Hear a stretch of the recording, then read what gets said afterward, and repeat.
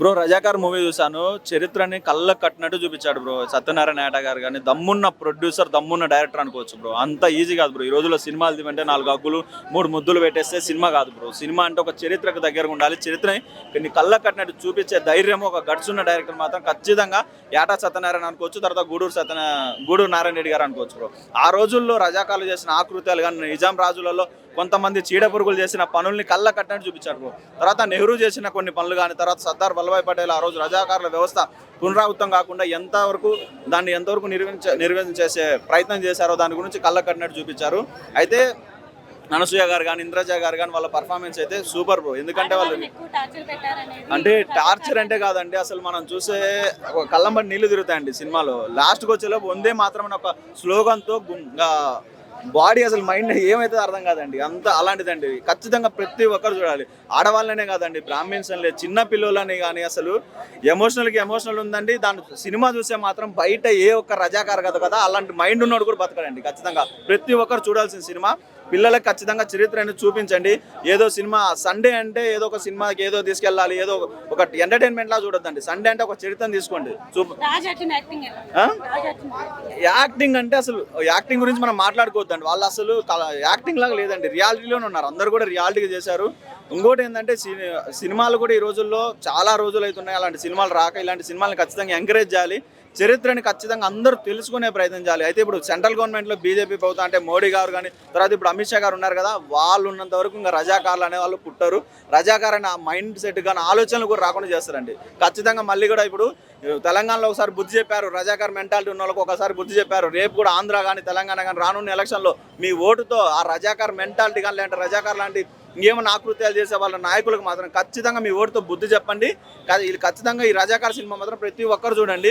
ఇంకోటి మన భారతదేశంలో మనం చూసా ఉన్నామండి, ఆగస్టు 15 వస్తే స్టేటస్లు పెట్టే రోజులు, రిపబ్లిక్ డే వస్తే స్టేటస్లు పెట్టేదాకా మన భారతదేశంలో ఉన్నాము, మనకు ఒక దేశం ఉంది, మనకు ఒక దేశభక్తి అనేది కూడా ఆ రోజు చూపించే భక్తి కాదండి. భక్తి అంటే అది కాదండి. ఖచ్చితంగా ప్రతి ఒక్కరు చూడవలసిన సినిమా, ఇలాంటి సినిమాలు చూడాలి, ఎంకరేజ్ చేయాలి. ఒక సినిమాతో ఒక ప్రజల్ని మనం ఇంపాక్ట్ చెయ్యొచ్చు అనే దాన్ని మాత్రం పర్ఫెక్ట్గా ఆ స్క్రీన్ని వాళ్ళు ఇచ్చిన 2 గంటల సినిమాని ఖచ్చితంగా వాళ్ళు నిర్వహించుకున్నారు.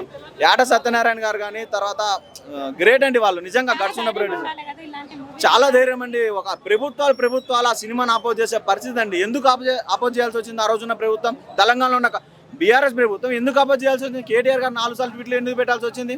కేసీఆర్ గారు ఎందుకు మాట్లాడాల్సి వచ్చింది? ఎంత పద్ధతిగా ఇప్పుడు సినిమాలు అనేది సినిమా పరంగా చూడాలి. నీకు చరిత్ర చూసా నీకు వచ్చిన నష్టం ఏంది? అదేమన్నా బీజేపీ సినిమానా లేదంటే బీజేపీ మైలు వచ్చే సినిమానా? ఆ రోజులు అడ్డం పెట్టి అలా ఆపగలిగిందా? ఏం ఆపిండు? ఏం ఆపలా. అంతకంతకు ఏమైనా మూలలో కూర్చున్నాడు. సినిమా రిలీజ్ అయింది, ఏమన్నా అయిందా? రేపు చూస్తారు, రేపు ఎంపీ ఎలక్షన్లో కూడా చూస్తారు బీజేపీ కథ ఏందో, బీజేపీ ఎట్టుంటుందో పరిస్థితి. ఖచ్చితంగా ఈ సినిమా బీజేపీ మీద ఇంపాక్ట్ అయితే ఉంటుంది. రజాకార వ్యవస్థ కానీ రజాకార్ గురించి ఎవడైనా మాట్లాడాలన్నా లేదంటే రజాకారులు ఆలోచన రజాకార్ అనే పదం మాట్లాడాలన్నా ఒక్కొక్కడికి ఉచ్చలు పడేటట్టు మాట్లాడతారండి. అంత పచ్చిగా మాట్లాడుతున్నాం. భారతీయులు అంటే హిందూ మత కుల మతాలు అతీతంగా బతుకుతున్నామండి. అలాంటి దాంట్లో వ్యవస్థలో కొంతమంది నీచులు చేసే పనులకి భారతదేశ వ్యవస్థ కానీ అంటే హిందూ వ్యవస్థ కానీ ఇబ్బంది పడే పరిస్థితి అండి. హిందువులు అంటే హిందువులు అంటే ఒకప్పుడు మంది హిందుస్థాన్ దేశం అనేది మర్చిపోవద్దు. లేదో హిందువులు అంటే క్రిస్టియన్స్ ముస్లిమ్స్ వేరు చేసి మాట్లాడదు. అందరం అన్న తమ్ముళ్ళేం బతుకుతున్నాం. అలాంటప్పుడు వీడెవడో పక్క దేశంలో పుట్టిన నా కొడుకులాగా మాట్లాడుతున్నారండి కొంతమంది. ఒక మతం కానీ ఇంకొకరు కానీ వీడెవడో పక్క దేశంలో పుట్టిండా? భారతదేశం జై భారత్ అని ఎందుకు అనలేకపోతున్నాడు? వందే మాత్రం అని ఎందుకు అనలేకపోతున్నాడు? రిపబ్లిక్ డేకి వస్తే లేదంటే ఆగస్ట్ 15 వస్తే లేదంటే ఇంకేదన్నా వస్తే దాన్ని సెలవు దినంగా పరిగణించుకొని ఈవెన్ ఓటు పర్సెంటేజ్ ఇంకా హైదరాబాద్ కానీ ఇంకా ఎలక్షన్స్లో ఓటు కూడా వేసుకోలేని పరిస్థితిలో దరిద్రంగా తయారైంది సమాజం. అలాంటి రోజుల్లో ఇలాంటి రజాకార్ సినిమా చూసేంత టైం కూడా జనాలకు ఉందా లేదని కూడా ఆలోచించాల్సిన పరిస్థితి. ఖచ్చితంగా ప్రతి ఒక్కరు సినిమా చూడాలి. ఒకవేళ ఆగస్ట్ 15 కానీ జనవరి 26 కానీ రిపబ్లిక్ డే కానీ ఏదైనా కానీ అదొక సెలవు దినంగా పరిగణించవద్దు. ఆ రోజు ఒక్కరోజన్న దేశం గురించి తెలుసుకునే ప్రయత్నం చేయండి. ఎప్పుడైనా సంవత్సరంలో 365 రోజుల్లో ఏదో ఒక 2 గంటల సేపు మన రజాకార్ లాంటి సినిమాలు చూసి చరిత్రను పిల్లలు మీరు గట్టా చెప్పలేరు, మీకు తెలియదు, సగం తెలుసు. మొత్తం ఫుల్ స్టోరీ దానిలో ఉంది. ఖచ్చితంగా అందరూ చూడండి, పిల్లలకి నేర్పించండి. ప్రతిదీ కూడా ప్రశ్నించే తత్వం ఉన్నప్పుడే బానిస సంఖ్యలు పోతాయని చెప్పారు కదా మహానుభావులు. అలాంటి మనం ఖచ్చితంగా పాటించాలి. ఖచ్చితంగా నెహ్రూ గారు చేసిన కానీ వాళ్ళు చేసిన ఆకృతాలు మొత్తం చూడాలి ఖచ్చితంగా, పిల్లలకి అర్థం కావాలండి ఫస్ట్. Thank you. రేటింగ్ 5. అసలు మనం రేటింగ్ ఇవ్వకూడదండి సినిమాకి, అది చరిత్ర అండి, అది సినిమా కదా చూడొద్దు, చరిత్ర చూడండి, దానికి రేటింగ్లు ఏమి ఉండవు. మన రేటింగ్ అంత రాసుకోవాలంటే అంత రాసుకోవచ్చు, దానికి సంబంధం లేదు. డైరెక్షన్ పరంగా స్క్రీన్ ప్లే పరంగా 24 క్రాఫ్ట్స్కి అయితే న్యాయం చేశారండి. ఇప్పుడు అనసూయ గారు కానీ ఇంద్రజ గారు కానీ వాళ్ళైతే వాళ్ళ రోల్ ఓ రేంజ్ అండి. అనసూయ గారి గురించి మనం చెప్పాల్సిన లేదు, ట్రైలర్ రిలీజ్ అయినప్పుడు కూడా ఆమె కళ్ళం బట్టి నీళ్ళు పెట్టుకుందండి. అంటే ఎంత ఇంపాక్ట్ పడి ఉంటుంది ఆమె వాళ్ళ సంథింగ్ వాళ్ళ రిలేటివ్స్ ఎవరో సర్పంచ్కి ఏదో ఉన్నారని అప్పుడు చెప్పింది కదా. అలాంటి సిచ్యువేషన్స్లో రజాకాలు చేసిన పనులు మనం కళ్ళం బట్టి చూడండి. ఎవరైనా మీడియా వాళ్ళు కానీ ఎవరైనా ప్రతి ఒక్కరు చూడాలండి. ఒక్కసారి చూస్తే కళ్ళం బట్టి నీళ్ళు తిరుగుతాయి. చిన్న పిల్లలు లేదు, పెద్ద ఆడ లేదు, మొగ లేదు, ముసలోళ్ళు లేదు, బ్రాహ్మిన్స్ అని ఊర్లలో ఎవరైతే జనాలకి కొంచెం మెసేజ్ ఇస్తారో వాళ్ళని కూడా ఇబ్బంది పెట్టే పరిస్థితి చేస్తున్నారండి. అలాంటిది ఖచ్చితంగా మనం మానుకోవాలి. ఖచ్చితంగా రజాకార్ సినిమా చూడాలండి. నా ముందుగా I love you my India, I love you my India. మనం పుట్టిన గడ్డ, మనం పుట్టిన జన్మ. ఎందుకంటే ఒక హిందూ, ముస్లిం, క్రిస్టియన్స్ ఇప్పుడున్న జనరేషన్లో అందరం బాయిగా ఉన్నాం.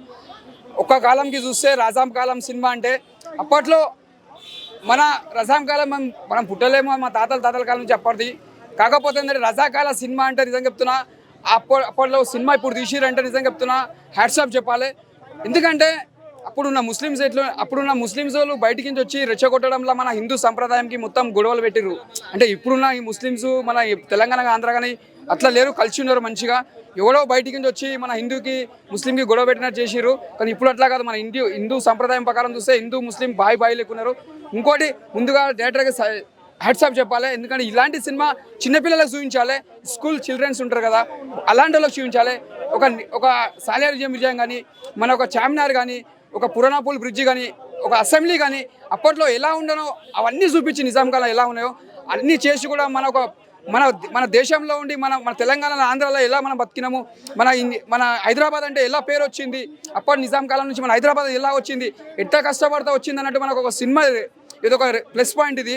ఎందుకంటే ఈ సినిమా తీసినందుకు నిజంగా చెప్తున్నా చాలా ధన్యవాదాలు చెప్పాలి డైరెక్టర్ గారికి.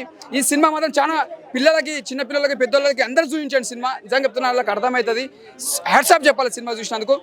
జై బోలో భారత్ మాతాకి జై. రజాకార్ సినిమా చూసాను భయ్య, చాలా బాగా నచ్చింది. యాటా సత్యనారాయణ డైరెక్షన్ అసలు నిజంగా ఆయన మామూలు డైరెక్టర్ కాదు, చాలా గట్స్ ఉండాలి ఇలాంటి సినిమా తీయాలంటే. Super, hats off to యాటా Satyanarayana. From the beginning నుంచి దీంట్లో ప్రతి సీను గూస్ బంప్సే ఉంటుంది ఫ్రమ్ ద బిగినింగ్ నుంచి. బేసిక్గా దీంట్లో మెయిన్ హైలైట్ క్యారెక్టర్ ఏంటి అంటే iron man of India Sardar Patel ji. అతని ఎంట్రీ, సర్దార్ పటేల్ గారు నిజంగా super, he's the hero of this film. And ప్రతి సీను చాలా బాగుంటుంది. మధ్యలో వచ్చేసి మనకు రాజిరెడ్డి వాళ్ళ బ్రదర్ ఒక ఫైట్ సీన్ ఉంటుంది, ఏది పాలకుర్తిలో ఇంద్రజ మేడం ఎంట్రీ, చాకలాయలమ్మ క్యారెక్టర్. అక్కడ ఒక వరి కుప్పల గురించి ఒక ఫైటింగ్ జరుగుతుంటుంది, అక్కడ చాలా బాగుండే సీను. అండ్ ఆ తర్వాత అనసూయ మేడము ఏది బతుకమ్మ ఆడే దగ్గర, ఆ తర్వాత బాబీ సింహ ఒక సాంగ్ పడతాడు భయ్య, ఏది వాళ్ళందరినీ ఒక కుప్పలుగా శవాలు ఉంటాయి, ఆ శవాల దగ్గర ఒక సాంగ్ పడతాడు బాబీ సింహ. సూపర్, అది ప్రతి ఒక్కరు ఎమోషనల్ అవుతారు ఆ సీన్కి. అండ్ ఫైనల్గా కూడా ఒక సాంగ్ చాలా బాగుంటుంది. అండ్ వన్ మోర్ థింగ్ ఏంటి అంటే మనకి ఇండియన్ ఆర్మీ ఎంట్రీ ఇస్తుంది, మనకు తెలంగాణ హైదరాబాద్కి ఇండియన్ ఆర్మీ ఎంట్రీ ట్యాంకర్లతో ఇస్తుంది, చాలా పెద్ద సైన్యంతో. సూపర్ బై, అసలు అది మామూలుగా ఉండదు. ఓవరాల్గా సినిమాకి మీరనే కాదు, తెలంగాణ హైదరాబాద్ అనే కాదు, ఎవరైనా చూడవచ్చు cinema. And one more thing, నాకు కూడా ముస్లిం ఫ్రెండ్స్ ఉన్నారు, ఇది మతాలకు అతీతంగా తీయబడిన సినిమా, చాలా బాగున్నది, ఎవరైనా చూడవచ్చు, మస్తున్న సినిమా. ఇంద్రజ మేడం చాకలాయలమ్మ క్యారెక్టర్ కదా, అండ్ అనసూయ మేడం బతుకమ్మ అక్కడ న్యూడ్గా బతుకమ్మ ఆడే సీను, అక్కడ ఎంట్రీ అవుతుంది, అక్కడ ఎగ్జిట్ అవుతుంది, మంచిగా ఉన్నది సార్. హైదరాబాద్ అంటే మన తెలంగాణలో ఎలా దురాఘాతాలు జరిగినాయి, రజాకార్ల మూమెంట్లో తెలంగాణ ప్రజలు ఎట్లా బాధపడ్డారు, దానికి సంబంధించిన సినిమా. మీరు మాత్రం ఇది ఒక ట్రాన్స్లోకి వెళ్ళిపోతారు భయ్య, ఫ్రమ్ ద బిగినింగ్ నుంచి ఎండింగ్ వరకు ఒక తెలంగాణ మూమెంట్ ఆ టైంలో ఎట్లా ఉందో ఆ దాంట్లోకి వెళ్ళిపోయి కూర్చుంటారు.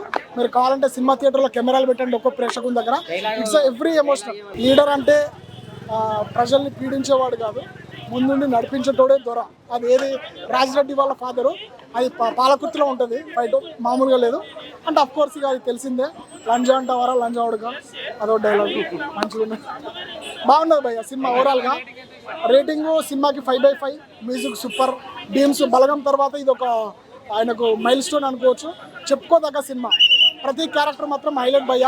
And one more thing, once again Sardar Patel iron man of India is the hero of this. Vande Mataram, జై హిందూ, జై భారత్.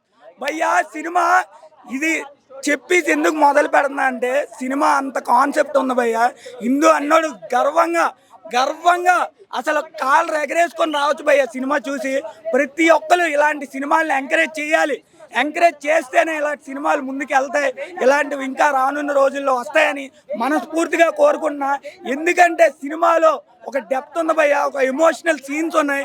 ఎందుకు అని అంటే మన హిందూ అంతా ఎంత బాధపడ్డారు, ఎంత బానిసత్వం అనుభవించారు అనేది ఈ సినిమాలో చాలా బాగా చూపించారు. మనం వచ్చి చూసుకున్నట్టయితే చాలా అంటే చాలా హ్యాపీ ఫీల్ అవుతారు భయ్య ప్రతి ఒక్కడు. అంటే దాని తర్వాత మనం ఈ బానిస సంఖ్యల నుంచి ఎంత వేరయ్యి ఇప్పుడు ఎంత ఫ్రీడంగా ఉంటున్నాం అనేది ఇప్పుడు మనం అందరం చూసుకోవచ్చు. దాని వెనకాల ఎంత కష్టం ఉందో, ఎంత బాధ ఉందో ప్రతి ఒక్కరికి తెలుస్తుంది భయ్య ఈ సినిమా చూస్తే. అంటే ఒక ఆడదాయి కూడా ఒక అనుభవంలా పనిచేసింది అనమాట అప్పటి కాలంలో. అంటే రైతు అన్నవాడు ఒక రాజే కాకుండా ఒక యుద్ధం చేశాడనమాట అప్పటి రోజుల్లో. అలాంటి సినిమా ఈ సినిమా అనమాట. అంటే అదే డబ్బుల గురించి ఏదో పైరసీల్ని ఇలాంటివి ఎంకరేజ్ చేయకుండా ఇలాంటి సినిమాలను థియేటర్కి వచ్చి ఎక్స్పీరియన్స్ చేస్తే నిజంగా హ్యాపీ ఫీల్ అవుతారు భయ్య. ప్రతి ఒక్క హిందూ కూడా వచ్చి చూడాలని మనస్ఫూర్తిగా కోరుకుంటున్నా. థ్యాంక్ యూ భయ్య.